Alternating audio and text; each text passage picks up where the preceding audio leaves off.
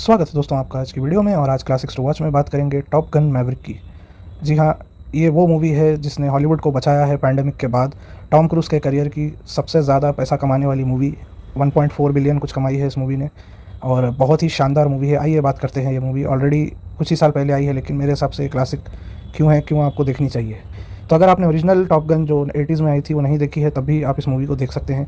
इस मूवी के निर्देशक हैं जोसेफ कोसिंस्की, जिन्होंने और भी अच्छी साईफाई मूवीज़ बनाई हैं, और इस मूवी में भी बहुत ज़बरदस्त उनका निर्देशन है, और इस मूवी की राइटिंग और स्क्रीन प्ले भी बहुत अच्छा है। और ये क्लासिक इसलिए है क्योंकि एक तो महानायक टॉम क्रूज़ का जो परफॉर्मेंस है बहुत उनके किरदार को सूट किया है। मेन मैवरिक का जो किरदार उन्होंने किया है बहुत ही शानदार। और इस मूवी की स्टोरी पर आते हैं। इसकी स्टोरी बहुत अच्छी है, यूनिक स्टोरी है। तो अक्सर हम देखते हैं जो भी मूवी में हीरो होता है या इस तरह मिलिट्री टाइप की मूवी होती है, तो जो मुख्य किरदार होता है अक्सर वो ऐसा होता है जो मिशन के लिए वो ही सबसे इम्पॉर्टेंट पार्ट होता है मिशन का। लेकिन इस मूवी में ऐसा नहीं है। इस मूवी में टॉम क्रूज़ एक पुराने पायलट हैं जो काफ़ी साल से काम कर रहे हैं, और उनको वापस बुलाया जाता है टेस्टिंग में इंस्ट्रक्टर बनने के लिए। प्लेन चलाना वो सिखाते हैं। तो बाकी के जो यंग स्टूडेंट्स के जो किरदार है, एक पूरी नई फोर्स उनके सामने आती है। तो उनका जो नॉस्टैल्जिया बताया है मूवी में, वो अपने पुराने दोस्तों को याद करते हैं। उन नौजवानों में वो खो जाते हैं। शुरू में जब वो मिलते हैं उनसे तो वो याद करते हैं, अपनी जवानी के दिन याद करते हैं, अपने दोस्तों को याद करते हैं, और जो उनकी सक्सेस और फेलियर है उस पर वो नज़र डालते हैं। और जो मूवी का जो मिशन बताया गया है, प्लेन उड़ाकर एक जगह पहुंचना होता है।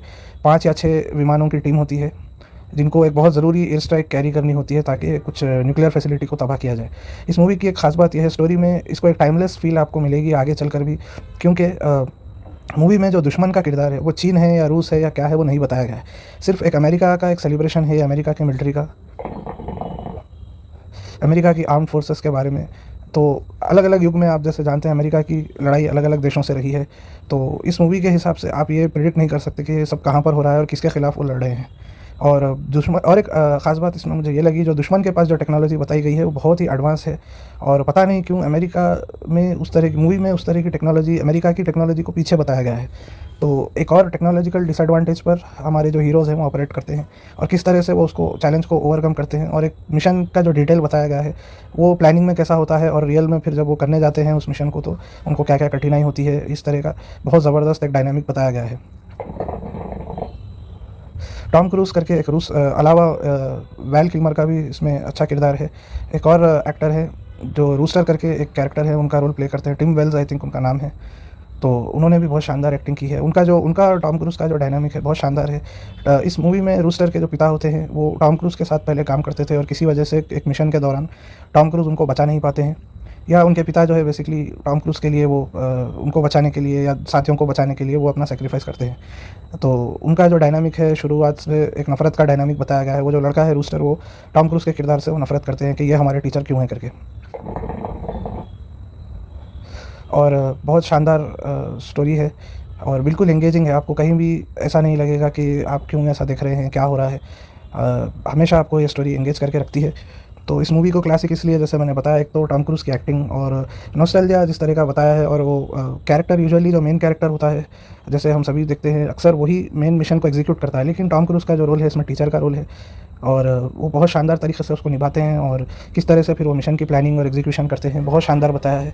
प्लेन के जो सीक्वेंसेस है इसमें, इस मूवी में, टॉम क्रूज़ तो आप जानते हैं रियल लाइफ में भी वो पायलट हैं, उनको पूरी पायलट की वो आती है कोर्स, और वो रियल लाइफ में प्लेन उड़ाते हैं बहुत ज़बरदस्त।